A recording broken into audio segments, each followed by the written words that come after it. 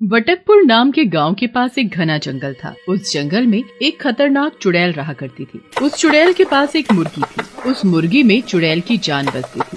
अगर उसे खरोच भी आ जाती तो दर्द चुड़ैल को होता था। एक दिन वो मुर्गी चुगते चुगते जंगल के बाहर वाली सड़क पर चली जाती है। तभी सामने से एक साइकिल सवार नशे में धुत चला आ रहा था। उसने अचानक उस मुर्गी पर साइकिल चढ़ा दी। मुर्गी तड़पने लगी। नहीं, नहीं, ये नहीं हो सकता। मेरी मुर्गी को कुछ नहीं हो सकता। मैं वापस आऊंगी, जरूर आऊंगी। जिसने भी मेरी मुर्गी को मारा मैं उसे नहीं छोड़ूंगी। इतना बोलकर मुर्गी और चुड़ैल दोनों मर जाते हैं। पर मरते मरते मुर्गी 3 अंडे दे जाती है। सड़क के बीचों बीच अब वो 3 अंडे रखे थे। सुबह के समय जगन अपनी बैलगाड़ी में बैठकर वहाँ से जा रहा होता है। तभी उसकी नजर उन 3 अंडों पर पड़ती है। ये तो अंडे हैं। बीच रास्ते में किसने रखे होंगे ये अंडे? देखने में कुछ अजीब से हैं ये। कौन पक्षी के होंगे ये अंडे? कुछ समझ नहीं आ रहा। इन अंडों से बच्चे बाहर निकलेंगे तभी पता चलेगा इन अंडों के बारे में। क्यों ना मैं इन्हें उठाकर अपने घर ले जाऊं। इनसे जो भी पक्षी बाहर आएगा मैं उसे ऊंचे दामों में बेच सकता हूँ। हाँ, ये ठीक रहेगा। जगन उन सभी अंडों को उठाकर अपनी बैलगाड़ी में रख लेता है। घर पहुँचते ही वो उन अंडों को अपनी पत्नी गौरी को संभाल कर रखने के लिए दे देता है। आधी रात को वो अंडे बहुत बड़े हो जाते हैं। सुबह जब गौरी की नजर उन अंडों पर पड़ती है तो उसकी चीख निकल जाती है। ये अंडे कल तक तो इतने से थे, पर एक ही रात में उतने बड़े कैसे हो सकते हैं? सुनो जी जल्दी आओ यहाँ, देखो तो जरा। जगन दौड़ता हुआ आता है और वो भी हैरान रह जाता है उन अंडों को देखकर। आए, ये तो बहुत ही बड़े हो गए एक ही रात में। मुझे तो लगता है कि ये अंडे कोई मामूली अंडे नहीं है। ये कोई जादुई अंडे हैं। जरूर इनके अंदर कोई खास पक्षी निकलेगा।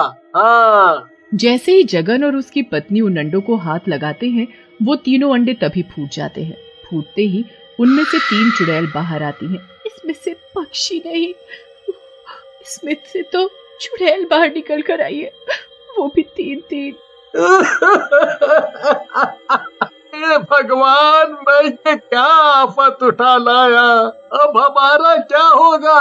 बचा ले हमें इन चुड़ैलों से।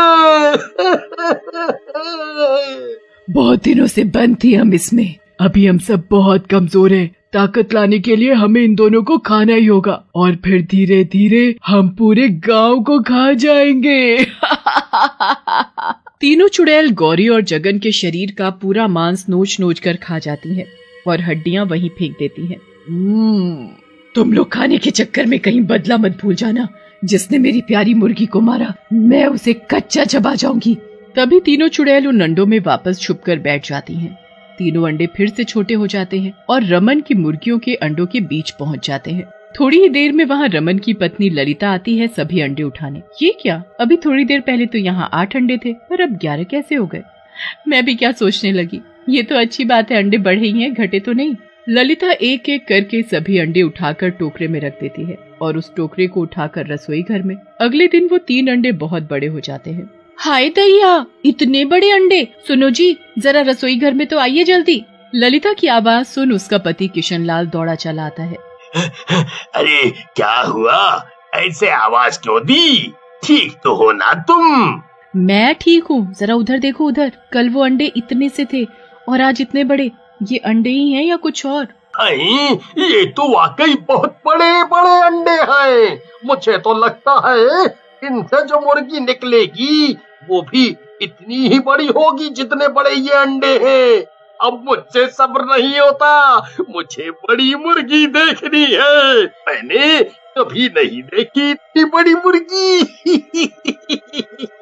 ललिता और किशनलाल उन तीनों अंडों को तोड़ देते हैं। तीनों अंडों के टूटते ही उनसे चुड़ैल बाहर आ जाती है और किशनलाल की गर्दन पकड़ लेती है।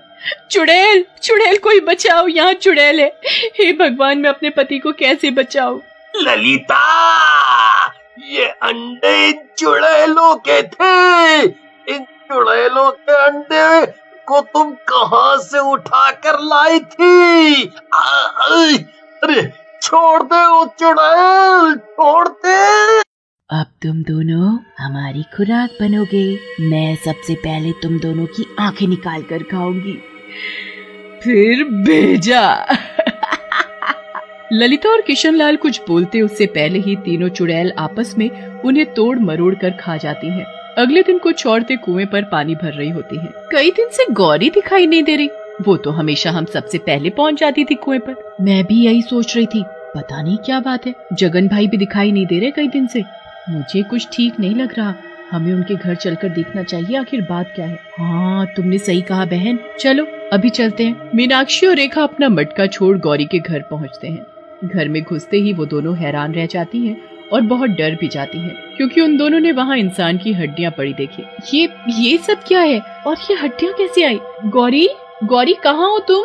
ये तुम्हारे घर में क्या हो रहा है? जल्दी आओ। मैंने पूरा घर अच्छे से देख लिया पर गौरी और जगन भाई कहीं नहीं दिखे। इसका तो ये मतलब है कि उन दोनों को किसी ने मार डाला है। शायद ये हड्डियाँ उन्हीं की हैं। ओह, इतनी बेरहमी से कौन मार सकता है इन्हें? जिसने भी मारा है इन्हें, ये उसने अच्छा नहीं किया। उसे तो सजा मिलनी चाहिए। हमें अभी सबको बताना होगा। चलो जल्दी। मीनाक्षी और रेखा पूरे गांव को इकट्ठा कर लेती हैं और उन सबको वो बताती हैं जो उन्होंने गौरी के घर में देखा। सबने देखा फिर उन हड्डियों को वहाँ पड़े हुए। गांव वाले आपस में बात कर ही रहे होते हैं, तभी चंदू हाफता हुआ आता है वहाँ। वो वहाँ किशनलाल के घर। क्या हुआ? आगे भी कुछ बोलोगे?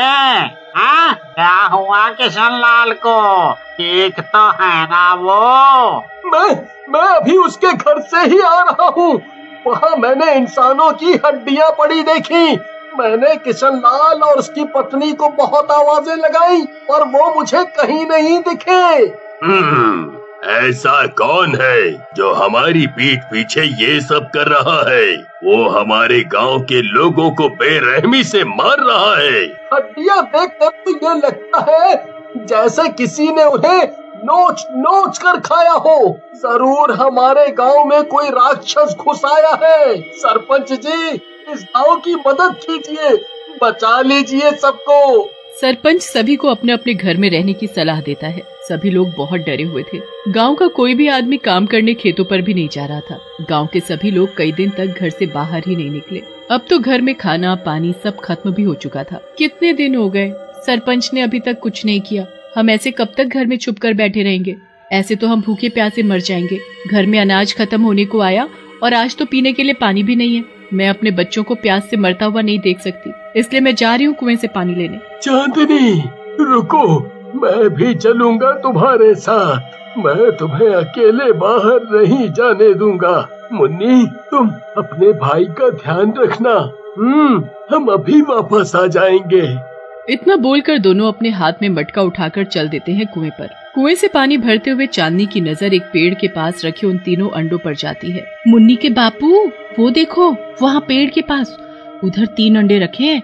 शायद किसी मुर्गी ने दिए हैं। ये यहाँ ऐसे पड़े रहे तो खराब हो जाएंगे या अपने आप टूट जाएंगे। आप ऐसा करिए, उन्हें उठा लाइए। आज हम अपने बच्चों को ये अंडे बनाकर ही खिलाएंगे। बेचारों ने कई दिन से कुछ अच्छा नहीं खाया। पत्नी की बात मानते हुए माधव उन 3 अंडों को उठा लाता है। तभी उन सभी अंडों में हलचल सी होने लगती है। तभी माधव उन सभी अंडों को नीचे रख देता है। नीचे रखते ही वो अंडे धीरे धीरे बड़े होने लगते हैं। ये क्या? ये अंडे तो बढ़ते ही जा रहे हैं। क्या भला है आखिर ये? तभी उन अंडों से चुड़ैल बाहर आ जाती है। चुड़ैल को देखते ही चांदनी की चीख निकल जाती है। चीख सुनते ही सभी गांव वाले अपने अपने हाथों में लाठियां लिए बाहर निकल आते हैं। वो सब भी हैरान रह जाते हैं। इतने सारे लोगों को देखकर बहुत ही अच्छा लग रहा है। अब हमें किसी को भी छिपकर मारने की जरूरत नहीं। ये तो खुद ही अपने घरों से बाहर आ गए। अब सब समझ आ गया। उन सभी को तुम तीनों ने मार कर खाया है। अरे तुम्हारा क्या बिगाड़ा था उन सभी ने? क्योंकि इनमें से किसी एक ने मेरी प्यारी मुर्गी को मार डाला था। उस मुर्गी के मरने से मैं भी मर गई थी, पर मरते हुए मैं इन 3 अंडों में समा गई। अब हम एक नहीं 3 हो गई। तभी तीनों चुड़ैल अपने हाथ में एक एक आदमी को पकड़ लेती हैं। तभी पीछे से मंदिर का पंडित आकर उन सभी चुड़ैलों